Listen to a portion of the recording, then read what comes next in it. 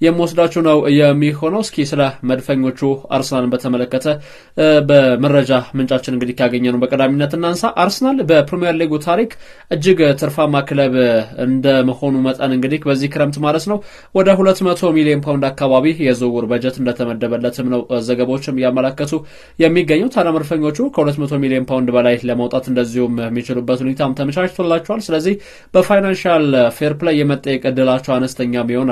200 ሚሊዮን ፓውንድ አካባቢ ገደማ የዝውውር ገንዘብ በጀቱ ቢቢሲ ይዞት የወጣው ዘገባ እንደሚያሳየው ከሆነ ታዲያ መድፈኞቹ በክረምት የዝውውር መስኮት ላይ እንግዲህ ጠንከር ያሉ የዝውውር እንቅስቃሴዎችን ለመከወንና ወደ ቡድን ስብስባቸው አንዳንድ ስመጥር ተጫዋቾችን ለማምጣት በሚያደርጉት እንቅስቃሴ በዋነኛነት የክረምት የዝውውር መስኮት በጀታቸውም እንደዚሁም ትኩረት ይደረግበታል። አርሰናል በውድድር ዓመቱ በፕሪሚየር ሊጉ ታሪክ እንግዲህ ከፍተኛ የሚባለውን ትርፍም አስመዝግቧል። እንደ ቡድኑ በተለይ ለሻምፒየንስ ሊግ ለፍጻሜም ጭምር ለመድረስ የተቃረበባቸው አጋጣሚዎች እንደነበሩ ተመልክተናል አይደል? ተሸንፎ ከውድድሩ የወጣባት የሽሩፋፊ ሰከንድ ጨዋታ እንቅስቃሴዎችም መለስ ብላችሁ እስከ ቃኘንበት ድረስ ማለት ነው። በእነዚህ እንቅስቃሴዎች ውስጥ እንግዲህ በሻምፒየንስ ሊጉ እንደዚሁም ደግሞ በፕሪሚየር ሊጉ ሁለተኛ ደረጃን ይዞ ማጠናቀቁን ተከትሎ በብዙ መልኩ እንግዲህ የአርሰናል እግር ኳስ ክለብ በፋይናንሻል ደረጃ ስኬታማ የሆነበትንም አጋጣሚ ነው የተመለከትነው። ወደ ሌላኛው ጉዳያችን እስኪ ልውሰዳቸው።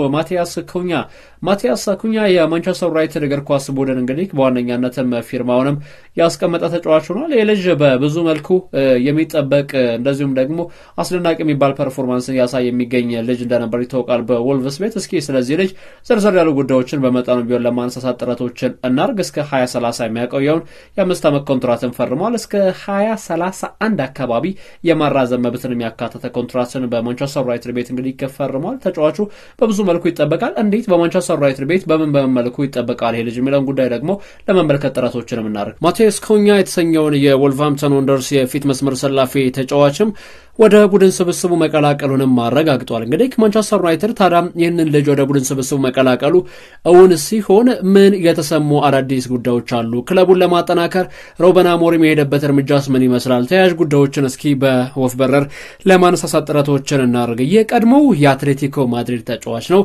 ከዛም ማለፍ ሲል ደግሞ በፕሪሚየር ሊጉ በወልቭስ ቤት ምናልባት ጥሩ የሚባሉ አመታቶችን ካሳለፉ ተጫዋቾች መካከል አንደኛው ምናልባት ማቲያስ ኩኛ በዋነኛነት ስሙ የሚጠቀስ ተጫዋች ነው። ይሄ ተጫዋች እንግዲህ ከወልቭስ ወደ ማንቸስተር ዩናይትድ ፊርማውን ማስቀመጡ ተረጋግጧል። ወልቭስ በነገራችን ላይ ተጫዋቹን ወደ ቡድን ስብስቡ ሲቀላቅለው ከአትሌቲኮ ማድሪድ 50 ሚሊዮን ከፍሎበት ወደ ቡድን ስብስቡ የቀላቀለው ተጫዋች እንደነበር ይታወቃል በ2023-2024።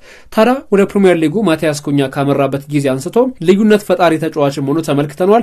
እርግጥ ነው ከአትሌቲኮ ማድሪድ ቤት በፊት በሄርታ በርሊን በላይፕዚግ ቤትም እንደዚሁ እናውቀዋለን። በተለይ 2019 ላይ ከአርቢ ላይፕዚግ 15 ሚሊዮን ወጥቶበት ወደ ሄርታ በርሊን ካመራ በኋላ ከሄርታ በርሊን ወደ አትሌቲኮ ማድሪድ 30 ሚሊዮን የወጣበት ተጫዋች እንደነበረ ይታወቃል። ልጁ በጣም በብዙ መልኩ የሚደነቅ ኳሊቲ ካላቸው ተጫዋቾች መካከል አንደኛው ተጫዋች ነው። ምናልባት አድናቆት እንዲቸረው ከሚያደርጉት ኳሊቲዎቹ መካከል በዋነኛነት የሚጠቀሱትን ደግሞ በዋነኛነት የሚነሱትን እስኪ እንደው በወፍ በረር ወደ እናንተ ለማድረስ ያክል አጠር አድርጌ ላካፍላችሁ። ማቲያስ ኩኛ በፕሪሚየር ሊጉ 50 በላይ የጎል እድሎችን እንግዲህ መፍጠር የቻለ እንደዚሁም ደግሞ በዚህ ውድድር ዓመት ራሱ ተጫዋቾችን ወይም የተቃራኒ ቡድን ተጫዋቾችን አታለው በማለፍ በጣም አስደናቂ የሚባሉ ቁጥሮች አሉት። ይሄ እንግዲህ ለማንቸስተር ዩናይትድ ታዲያ ምንድነው የሚፈይደው የሚሉ ጉዳዮችን ማንሳታቸው አይቀርም። በማንቸስተር ዩናይትድ ቤት አሁን ላይ አማድ ዲያሎ በብቸኝነት ተጠቃሹ ተጫዋች የመሆኑ ጉዳይ የሚቀር አይመስልም። 2-3 ከዛ ማለፍ ሲል የተቃራኒ ቡድን በርከት ያሉ ተጫዋቾችን ወደ ራሱ የሜዳ ክፍል ስቦ በማምጣት ማለት ነው። ማቲያስ ኩኛ ባለፈው የውድድር ዓመት ጀምሮ እንግዲህ በተለይ ራስሙስ ሆይሉንድ፣ ጆሹዋ ዚክሲ፣ ብሩኖ ፈርናንዴሽ እና ሜሰን ማውንት አጠቃላይ ያስቆጠሯቸው ጎሎች 13 ጎሎችን ነው እነዚህ ተጫዋቾች በአጠቃላይ ማስቆጠር የቻሉትና ማቲያስ ኩኛ ግን በብቸኛነት 15 ጎሎችን ማስቆጠር የቻለ ተጫዋች። ይሄን ልጅ ማንቸስተር ዩናይትድ በዋነኛነት ወደ ቡድን ስብስቡ መቀላቀሉ ትልቅ ጥቅምን ይዞለት መጥቷል። ምንም ጥያቄ የለውም። የማንቸስተር ዩናይትድ ከፍተኛ አመራር እና ክሪስቶፈር ቬቬል ከማቲያስ ኩኛ ወኪል ጋር እንግዲህ በተነጋገሩበት ጊዜ ይህንን ነገር ግልጽ በሆነ አማርኛ ማለት በሚቻል መልኩ እንግዲህ እኛ ወደኛ ስናመጣው ማለት ነው ተረዳድተዋል ወይም ተነጋግረዋል ተብሎ ይታሰባል። እና ማቲያስ ኩኛ ወደ ማንቸስተር ዩናይትድ ሲመጣ ምንድን ነው የሚጠበቀው? ዩናይትድ በሴንትራል ፎርዋርድነት ሚና ነው ይህንን ተጫዋች አስፈረመው? ኔቨር። በ10 ቁጥር ቦታ ላይ ነው። ውድ አድማጮች የብሩኖ ፈርናንዴዝ ቆይታ እስካሁን የተረጋገጠ ጉዳይ አይደለም። የተጫዋቹ ቆይታ ባልተረጋገጠበት በዚህ ጊዜ ብሩኖ ፈርናንዴስ በክለቡ ይቆያል አይቆይም በሚባልበት በዚህ ጊዜ ማታያስ ኩኛ በአጥቂ አማካኝ ቦታ ላይ ጨዋታዎችን ያደርጋል።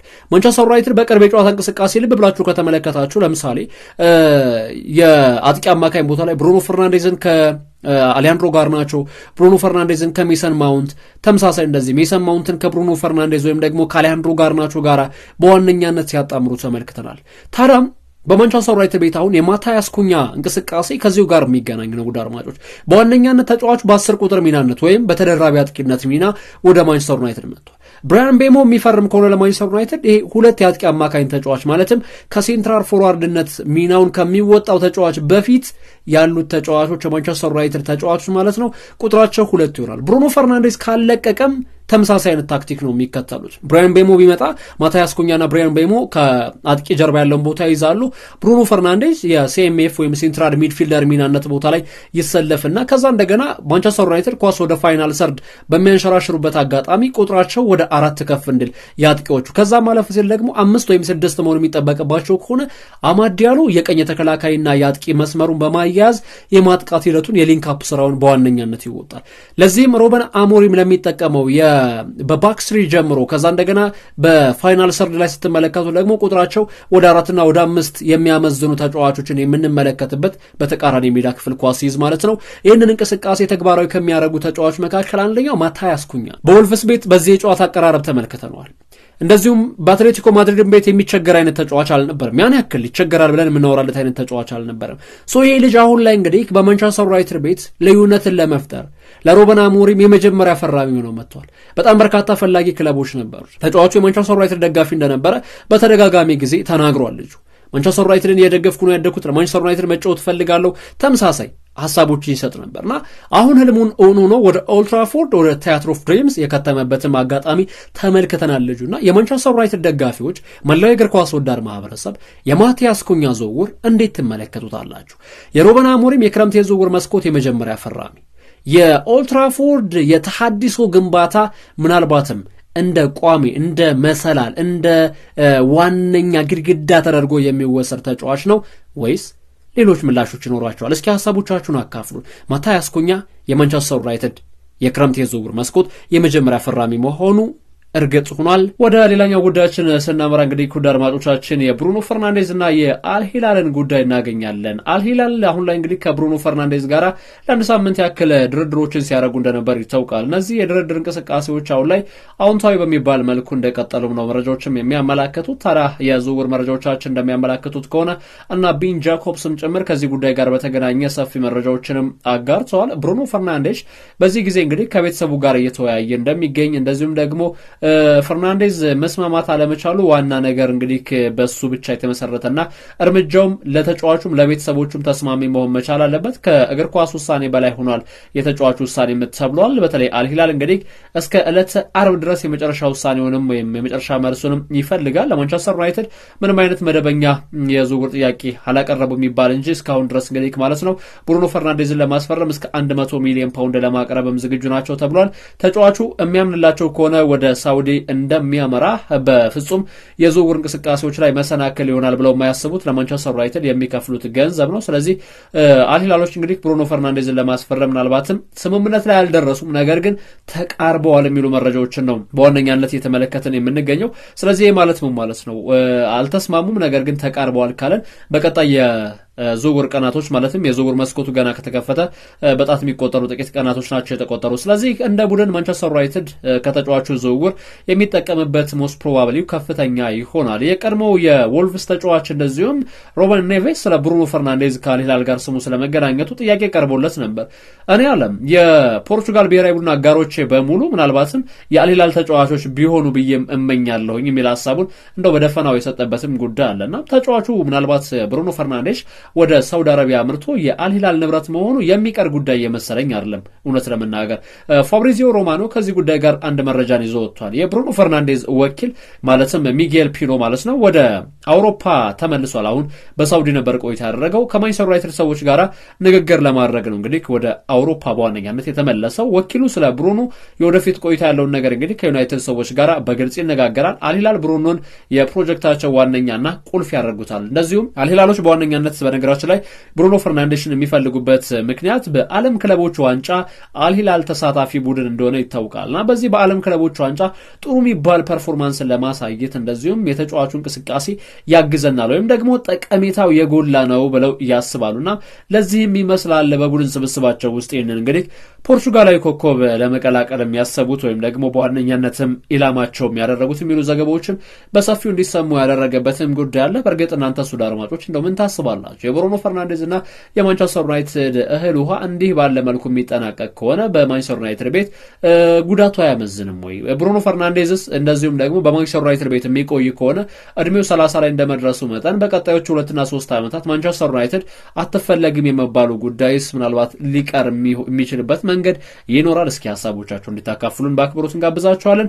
የቶተንሃሙ ዳይሬክተር ዳኒ ሌቬ የአንጌ ፖስቴኮግሉን የወደፊት ቆይታ እንግዲህ በተመለከተ ውሳኔያቸውንም ያሳውቃሉ ተብሎ የተጠበቀ ነው የሚገኘው። ፋብሪዚዮ ከዚህ ጉዳይ ጋር በተገናኘ እንግዲህ በተለይ የዩሮፓ ሊግ ዋንጫን ካሳካላቸው በኋላ አንጌ ፖስቴኮግሉ ከቶተንሃም ስፐርስ ቤት ሊሰናበት ይችላል የሚሉ መረጃዎችን እየሰማን እንገኛለን። በተለይ ዳኒ ሌቬ እኚህ በጣም ጭምት ናቸው የሚባሉት የስፖርቲንግ ዳይሬክተር ከቶማስ ፍራንክና ከማርኮ ሲልቫ ጋር ንግግሮችን አድርገዋል። አንጌ ፖስቴኮግሉ የሚሰናበት ከሆነ እንደ አማራጭ እንግዲህ ከተያዙት አሰልጣኞች መካከል በዳኒ ሌቪ ማለት ነው አንጌ ፖስቴኮግሉ ሲሰናበት ማርኮ ሲልቫና ቶማስ ፍራንክ በቀዳሚነትም እንደዚሁም ከቶተንሃም ጋር ስማቸው የተገናኘ ይገኛል። በነገራችን ላይ ቶክ ስፖርት ደግሞ ይዞት የወጣው መረጃ እንደሚያሳየው ከሆነ ከኢንተር ሚላን ጋር በአውሮፓ ቻምፒየንስ ሊግ ፍጻሜ ሽንፈትን ያስተናገደው ሲሞኔ ኢንዛጊ ደግሞ ከኢንተር ጋር ሲለያይ ኒውካስትል እና እንደዚሁም ቶተንሃም ስፐርስ ስለ አሰልጣኙ የወደፊት ሁኔታና የወደፊት ቆይታን በተመለከተ ጥያቄ ጠይቀዋል የሚሉ መረጃዎችም ተነስተዋል። ስለዚህ ሲሞኔ ኢንዛጊ ወደ አልሂላል ነው የሚያምራው። በእርግጥ እስካሁን ያሉት ዘገባዎችም የሚያመላክቱትም ኢንዛጊና አልሂላል ከሞላ ጎደል ስምምነት ላይ ለመድረስ መዘጋጀታቸውን ነው። ነገር ግን ቶተንሃም እና ኒውካስትል ዩናይትድ ደግሞ አሰልጣኙን በዋነኛነትም እየተመለከቱት ይገኛሉ የሚሉ ዘገባዎችም ተነስተዋል። ሜል ስፖርት በፊት ገጹ እንግዲህ ከሜል ስፖርቱ አንደኛ በተለይ ሲሞን ጆንስ ይዞት የወጣው ዘገባ ፍሎሪያን ቨርትዝ ወደ ሊቨርፑል የሚያደርገው የዝውውር እንቅስቃሴ የእንግሊዝ ሪከርድን ለመስበር እጅግ በጣም ተቃርበዋል የሚል መረጃንም አጋርተዋል። በእርግጥ እኔ እንደው በጣም የተጋነነ ዝውውር ነው ብዬ ከማስባቸው መካከል የፍሎሪያን ቨርትዝ ወደ ሊቨርፑል የሚያደርገው ዝውውር ነው። ሊቨርጉሰኖች ለ2 ዓመቱ ኢንተርናሽናል ተጫዋቻቸው እንግዲህ 126 ሚሊዮን ፓውንድ ወደ ካዝናቸው ማስገባት ይፈልጋሉ። ይሄ የዝውውር ገንዘብ ምናልባትም ለሊቨርፑል ምንም ሊሆን ይችላል። ባለፈው ክረምት የዝውውር ገበያ ላይ ገንዘቦችን አላወጣም። አሁን በዚህ የዝውውር መስኮት ላይ 300-400 ሚሊዮን ፓውንድ ቢያወጣ ያን ያክል የሚጋነን ክፍያ እንዳልሆነ አይ ነው። ግን በሊቨርፑል ቤት 126 ሚሊዮን ፓውንድ ለዚህ ተጫዋች ማለትም ባለፉት ገና 2 ዓመታት ሻይል ላደረገ ወጣት ተጫዋቾች በዋነኛነት ትልቁ ችግራቸው አንጸባርቀውም ሊጠፉ ይችላሉ። እንደዚሁም ደግሞ በወጥ ብቃታቸውም ሊቀጥሉ ይችላሉ። ይሄ ከጋምብሊንግ የተለየ ነገር አይደለም። ይህን ያክል ገንዘብ በመክፈል እንግዲህ ሊቨርፑላውያን አሁን ላይ ፍላጎት ማሳደራቸውን በብዙ መልኩ አስገርሞኛል። ባየር ሊቨርኩሰን በነገራችን ላይ ገንዘብ ብቻ አይደለም የሚፈልጉት። እንደ ፕሪቲ ጎል ዘገባ ከሆነ የባየር ሊቨርኩሰን እግር ኳስ ክለብ የበላይ ጠባቂ የሊቨርፑል ወጣት ተጫዋች የሆኑትን ሃርቪ ኤሊዮት ወይም ደግሞ ዣራል ኮንሳን በዝውውር እንቅስቃሴው ማለትም በፍሎሪያን ቨርትዝ የዝውውር እንቅስቃሴ በስምምነት ውስጥ እንዲካተቱ ይፈልጋሉ። ይሄ በዋነኛነት እንግዲህ በመገናኛ ብዙሃን ድርጅቶች እየተዘገበ የሚገኝ መረጃ ነውና እንደ ቲም ስትመለከቱት ሊቨርፑል እግር ኳስ ቡድን ተሐድሶ ያስፈልገዋል። ያን ተሐድሶአቸውን ማሳለጥ ይጠበቅባቸዋል። ምንም ጥያቄ የለው። ለፍሎሪያን ቨርትዝ ይሄ ሳምንት እንግዲህ ምናልባትም ወሳኝ የሚባል ሳምንት ነው። ሊቨርፑል ስምምነቱን መዝጋት የሚችሉበት ሁኔታ ላይ ናቸው የሚገኙት። ኦኬ ከሊቨርኩሰን ጋር የሚደረጉ ድርድሮች በጥሩ ሁኔታ እየቀጠሉ ነው። አዎ እነዚህ ዝውውሮች እንግዲህ ለመጠናቀቅ ጥሩ የሚባሉ ንግግሮች ናቸው። ስለ ቦነስ ክፍያና አወቃቀር በዚህ ሰዓት ላይ እየተወያዩ ይገኛሉ እና ምናልባትም ብሩህ ተስፋ አለው ፍሎሪያን ቨርትዝ። ጥሩ የሚባል የእግር ኳስ ስኪል አለው። አጨራረሱ ጥሩ ነው። የጎል ዕድሎችን መፍጠር ይችላል። ግን ውድ አድማጮች በጣም የተጋነነ ገንዘብ ከ126 ሚሊዮን ፓውንድ በላይ እንደውም እኮ ባየር ሊቨርኩሰን የሚፈልጉት ተጫዋች ሲደመር 126 ጠየቁ እንጂ የተጫዋቹን ዝውውር መለስ ብላችሁ ምን ያክል ነው ብላችሁ ከተመለከታችሁ ውድ አድማጮች በጣም የሚያስገርም 150 ሚሊዮን ነው የሚጠይቁት በተጫዋቹ ዝውውር ላይና ከዚህ ጋር ተያይዞ በጣም ብዙ አጀብ የሚያስብሉ መረጃዎችም እየተሰሙ ነው የሚገኘው። ሌላው ፋብሪዚዮ ሮማኖ ትናንትና እንግዲህ ከአንድ ያጋራው የዝውውር እንቅስቃሴ አለ። በእርግጥ ይህንን ስም እንግዲህ ደጋግሜዋለሁ። በእርግጥ ፋብሪዚዮ ታማኝ ከሚባሉ የዝውውር ኤክስፐርቶች መካከል ተቀዳሚ ስለሆነ ነው። ውድ አድማጮች አርሰናል፣ ማንቸስተር ዩናይትድ እና ኒውካስትል በብራያን ምቤሞ የዝውውር እንቅስቃሴ ጉዳይ አንገት ለአንገት የተናነቁ ቡድኖች ናቸው ይለናል። ማንቸስተር ዩናይትድ በተለይ 2 የ10 ቁጥር ተጫዋቾች ስለሚያስፈልጉት ብሩኖ ፈርናንዴስ ክለቡን ለቆ የሚወጣ ከሆነ ብራያን ምቤሞን ከኒውካስትልም ከአርሰናልም መንጋጋ ፈልቅቆ የመውሰዱ ጉዳይ የሚቀር አይደለም። ነገር ግን ብሩኖ ፈርናንዴስ ክለቡን ለቆ የማይወጣ ከሆነ ሜሰን ማውንትንም በአጥቂ አማካኝ ቦታ ላይ ማጫወት ስለሚችሉ የማንቸስተር ዩናይትድ ሰዎች ያን ያክል በብራያን ምቤሞ ዝውውር ገፍተው ላይ ቀጥሉ ይችላሉ። እንደውም በቻምፒየንስ ሊጉ ተሳታፊ የሆኑት ኒውካስትል እና አርሰናል የዝውውር እንቅስቃሴው ምናልባትም ከበድ ሊያደርጉት ይችላሉ የሚሉ መረጃዎች አሉ።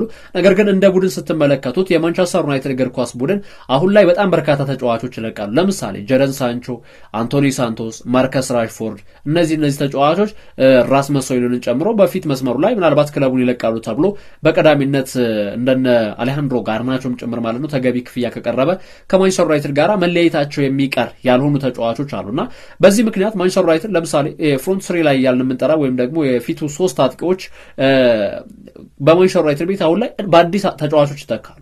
ስለዚህ ማቲያስ ኩኛን አስፈርመው ብራያን ምቤሞ ከዛ ማለፍ ሲል ደግሞ የትኛውም የሚያጥቂ መስመር ተጫዋቹን ቪክተር ዮኬሬሽን እንደዚሁም ቪክተር ኦሲሜን የትኛውም ተጫዋች ለማንቸስተር ዩናይትድ ከፈረመ የፊት መስመሩ ላይ ተሐድሶች ይኖራል። ከዚህ ጋር ተያይዞ እንግዲህ ከሚሰሙ ዘገባዎች የብራያን ምቤሞ መዳረሻ የት ሊሆን ይችላል በሚሉ ጉዳዮችም ብዙ ዘገባዎችን እየሰማን ነው። በነገራችን ላይ ማንቸስተር ዩናይትድ ቪክተር ዮኬሬሽን ለማስፈረም በሚደረገው እንቅስቃሴ ከአርሰናል ቀድሞ ዝውውሩን ለማጠናቀቅም ፍላጎት አለው የሚሉ ዘገባዎችም ተሰምተዋል። እንደ ዋነኛ ምክንያት የተነሱት ደግሞ ዮኬሬሽ ወደ ማንቸስተር ዩናይትድ ሊያመራ የሚችልበት ሩበን አሞሪም እና ሩበን አሞሪም ብቻ ነው። ምክንያቱም ተጫዋቹ በቻምፒየንስ ሊግ መጫወት ይፈልጋል፣ በአውሮፓ ውድድሮች ላይ መድመቅ ይፈልጋል። ነገር ግን ቪክተር ዮኬሬሽ ወደ ማንቸስተር ዩናይትድ ሊያመራ የሚችለው በሩበን አሞሪም ምክንያት ነው። ካልሆነ ደግሞ ለማንቸስተር ዩናይትድ የመጫወት ህልም ካለው ላይክ እንደ ማቲያስ ኩኛ ማለት ነው ያሚሆን ከሆነ ብቻ ነው ተጫዋቹ ማምራት የሚችለው የሚሉ ዘገባዎችንም እየሰማን እንገኛለን። ሌላው የማውሪዚዮ ሳሪ ጉዳይ ነው። ማውሪዚዮ ሳሪ ወደ ላዚዮ ሊመለሱ ነው። እንግዲህ በላዚዮ ቤት የእግር ኳስ ህይወታቸው አንጸባራቂ እንደነበር ይታወቃል። እኛ አሰልጣኝና ምናልባት በተለይ ጆርጂኒዮም ሻይን ያደረገበትም አመታቶችም በማውሪዚዮ ሳሪ ስር እንግዲህ ጥሩ እንደነበር ይታወቃልና ወደ ቸልሲ መተው ጥሩ የእግር ኳስ ህይወት ነበራቸው። አሁን ላይ ወደ ላዚዮ እንግዲህ ማውሪዚዮ ሳሪ ሊያመሩ ነው ተብሏል። በናፖሊ ቤት ጥሩ የሚባል የእግር ኳስ ታሪክ ነበራቸው። አሁን ደግሞ ወደ ጣሊያን እዛው አምርተው ላዚዮን በመልካም ገጽታ ለማስቀጠልም ፍላጎት እንዳላቸውም ተገልጿል። ቤን ጃኮብስ ስለ ሌሮይ ሳኔና ስለ አርሰናል የዝውውር እንቅስቃሴ እንግዲህ መረጃዎችን አጋርቷል። ሌሮይ ሳኔ በሚቀጥሉት ሳምንታት እንግዲህ ከባየር ሙኒክ ጋር ስለ ወደፊት ቆይታው እንግዲህ ውሳኔ ላይ ይደርሳል። የሚለቅ ከሆነ መዳረሻው ደግሞ ወደ ሰሜን ለንደን ይሆናል ተብሏል። ሰሜን ለንደን ካልን እንግዲህ አርሰናልና ቶተንሃም የተጫዋቹ መዳረሻ የመሆናቸው ጉዳይ የሚቀር አይደለም። አርሰናል ከሳኔ ይልቅ እንግዲህ ከወጣት ተጫዋቾች ላይ ትኩረቶችን ያደርጋል። እንደዚሁም ደግሞ ፖቴንሻላቸው ከፍ ያለ የጉዳት ኬዝ የሌለባቸውን ተጫዋቾች ወደ ቡድን ስብስቡ መቀላቀል ይፈልጋል።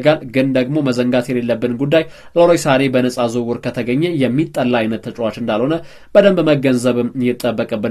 የቶማስ ፓርቲን ጉዳይ እንመልከት እስኪ። ቶማስ ፓርቲን ለማስፈረም የሳውዲ አረቢያ ክለቦች ባርሴሎና እንቅስቃሴዎችን ጀምረዋል። በእርግጥ የስፔኑ ክለብ ባርሴሎና ከቶማስ ፓርቲ ወኪል ጋር እንደዚሁም ተጫዋቹን ማስፈረም በሚችሉበት ጉዳይ ንግግሮችንም አድርገዋል። አርሰናል ተጫዋቹን ለማስፈረም ፍላጎት ያላቸውን ክለቦች ተመልክቷል። እንደዚሁም ኮንትራቱን እንዲፈርም ግን የአርሰናል እግር ኳስ ክለብ ውሉን እንዲያራዝም ጫናዎችን ለማድረግም እየሞከሩ ይገኛሉ። ያው ሰኔ 30 ላይ በአርሰናል ቤት ያለው ኮንትራት ይጠናቀቃል። ከባርሴሎና እግር ኳስ ክለብ ተወካዮች ጋር ለሳምንታት እንግዲህ ንግግሮችንም ስለማድረጉ ነው ተጫዋቹ የተገለጸ የሚገኘው። በእርግጥ የተጫዋቹ መዳረሻ የትም ይሁን የትም በክለቡ እንግዲህ በአርሰናል ቤት ጥሩ የሚባሉ አመታቶችን አሳልፏል። ጥሩ የሚባሉ ጊዜያቶችንም እንደዚሁም እንዳስመለከተን የሚታመን ጉዳይ ነው። ስለዚህ የቡድናዊ መዋቅራቸውን ለማስፋት እያሰቡ የሚገኙት ባርሴሎና የተጫዋቹን ፊርማ በዋነኛነት የሚፈልጉታል የሚሉ ዘገባዎችም ተሰምቷል።